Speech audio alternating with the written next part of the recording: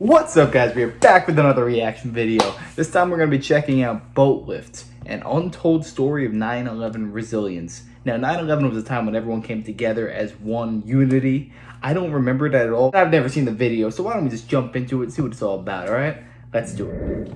A hero is a man who does what he can. That reminds me of a quote. How can a man be brave if he's afraid? That is the only time a man can be brave. I thought I was watching a movie. Towering Inferno at first.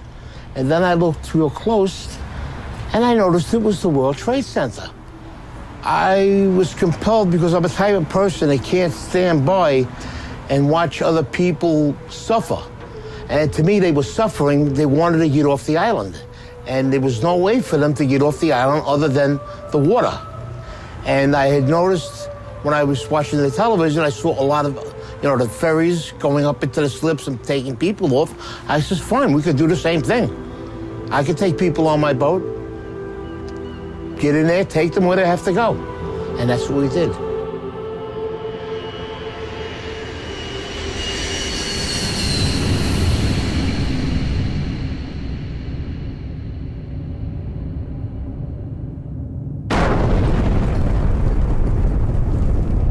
I hear all the bridges were shut down. No one was allowed to go on. On the morning of September 11th, when the towers came down, millions of people ran for safety. Hundreds of thousands of them ran south to the water's edge.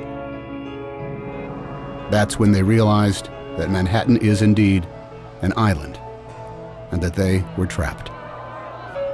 They were feeling helpless. And that's the worst feeling in the world. What was a person on the ground going to do? Buildings were down. There were people laying under the rubble of the building. Firemen, civilians. My wife was there, and I turned around. I says, I've got to go do something. Just like that. And she looked at me. She says, what are you going to do, you maniac? I says, I'm going to take the amberjack up into the city and help. She says, but what if they're attacked again? I says, well, then that's something I have to live with. I says, I have to do what I have to do. I says, and nobody can stop me right now. Even if I save one person or I rescue one person, that's one person less that will suffer and die. Yeah, chills. That's a good man. I hope Bob's in that situation. That's it. Easier said than done. They were trying to evacuate Manhattan because nobody knew what was going on. You didn't know if something else was going to happen. It was just, a madness on one side and wanting to help people on the other side. They were just streaming out of the buildings. And the first mode of transportation they saw was a ferry boat. That's when they knew, this is how I'm getting out of here. So they didn't even care where the boat was going. There wasn't panic in New York in the beginning, just volume. It wasn't until the first building fell that there was panic.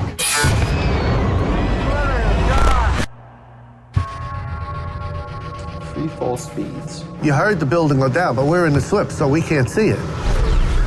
That's when we started letting go, and then all of a sudden, engulfed. You couldn't see anything. People were actually jumping into the river and swimming out of Manhattan. Boats were very nearly running them over. Wait. These people wanted out of Manhattan no matter any way they could. Somebody wants you to go over there. Every mode of transportation out of Manhattan was shut down. All the subways were shut. The tunnels were all closed. They closed the bridges. They closed everything immediately. Boats, usually an afterthought in most New Yorkers' minds, were for the first time in over a century the only way in or out of Lower Manhattan. We're going to start evacuating people. Anybody can get over here, we're going to evacuate them. The process actually had already started. There were some boats that were grabbing people, that people were lined up at the walls. On the left. It's just human nature. You see people in distress on the seawall in Manhattan begging you to pick them up. You have to pick them up. They didn't know what was going on. They seen the building getting hit with these two planes. As far as they was concerned, we were being bombed. I was wondering if they were going to come on the boat, if they had people with bombs, or if they were going to come on. We're a big orange target in the middle of that harbor. My job is to keep the boat safe, my passengers safe, my crew safe. Everybody was in shock, running around. They didn't want to leave their families. They had loved ones running around the city. Nobody has it, baby! Nobody has it! There was one guy ran from the apron and jumped onto the boat. He grabbed onto the metal, climbed up right next to the pilot. So I'm going out there to say something to him. He slides down to the next deck. So the deckhands get him and go, what are you doing? He goes, I'm jumping for my life. So, you couldn't argue with him there.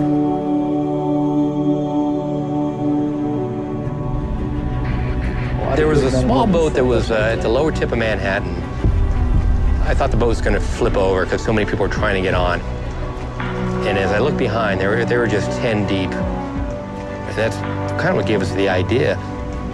We decided that this has to get better organized and we better do it, and that's what we did. So we decided to make the call on the radio. All available boats. This is the United States Coast Guard aboard the pilot boat, New York. Anyone want to help with the evacuation of Lower Manhattan? Report to Governor's Island.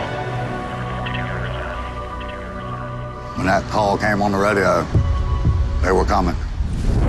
I was uncertain of who was going to respond. About 15, 20 minutes later, there are just boats all across the horizon. Literally 100 targets converging on the lower part of Manhattan. When we came out of that dust cloud, tugboats, I'd never seen so many tugboats all at once. There was just like a fleet of tugboats headed to Manhattan.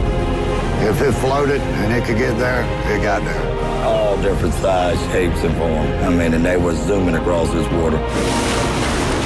Ferries, private boats, party boats. I worked on the water for 28 years. I've never seen that many boats come together at one time that fast. One radio call and it just came together just that fast.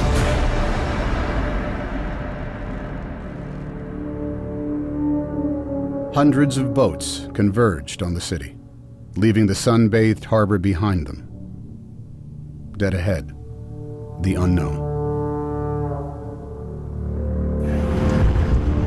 That was something I won't forget. It was just low, dark, acrid, black smoke.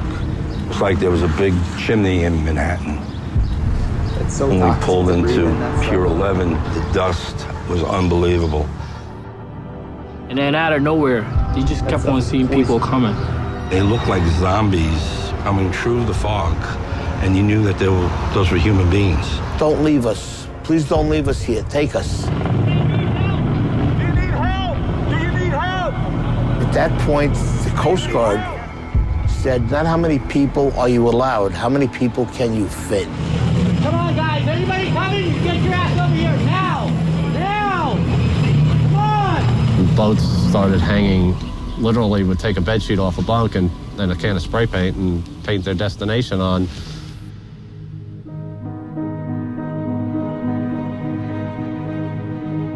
Some of these people never been in the water, never been on a boat before. Housewives, workers that do windows. We had executives. And the thing that was the best, everyone helped everyone. I want you to hold my hand. Come on board. Get inside. One at a time. Get inside. I saw 4 businessmen lifting up an old woman with a seeing eye dog, a German Shepherd, and they lifted her up like a surfboard and passed her over the handrails. When we would carry a load of people over, and there was somebody standing there that seen their husband or wife, that made us feel even better, Well, at least we got 2 back together, Just keep on going, The guy that works at the ferry, he's a welder.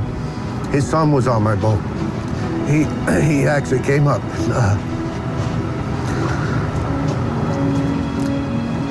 He thanked me. We went back and forth all day long, carrying boatloads, as many as our boat would hold. And it's a lot of people. A lot of people. You couldn't have planned nothing to happen that fast, that quick. No training. This was just people doing what they had to do that day. You forget all about what you're supposed to do, what they teach you in school, and you say, you know what? Morally, this is the right way to go, and deep down, this is what I'm gonna do. Average people, they stepped up, and when they needed to, they showed me, you know, when the American people need to come together and pull together, they will do it. I do feel a way honored that I was a part of it. It was the greatest thing I ever did with my life. The greatest day that I've ever seen in all my boating. I mean, my life on the water. The Great Boat Lift of 9/11 became the largest sea evacuation in history. Larger than the evacuation of Dunkirk in World War II, where 339,000 British and French soldiers were rescued over the course of 9 days. On 9/11, nearly 500,000 civilians were rescued from Manhattan by boat. It took less than 9 hours.